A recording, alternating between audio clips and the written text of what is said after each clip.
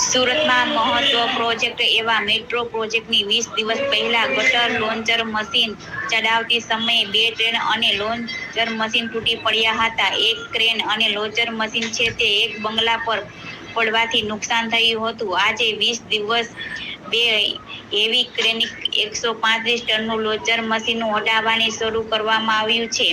Launcher machine ચડાવતા સમયે પણ પૂજા કરવામાં આવી હતી. તેમ તૂટી પડેલા લોન્ચર મશીનને હટાવવાના સમયે પહેલા પૂજા કરવામાં આવી હતી. બંગલા પર પડેલી ક્રેનને હટાવવા પહેલા આ લોન્ચર મશીન હટાવવાની કામગીરી ચાલુ રહી છે.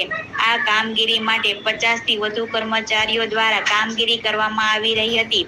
લોન્ચર મશીન ઊંચું કરવા સાથે લોખંડનો અવાજથી આખો વિસ્તાર ગુંજી રહ્યો હતો.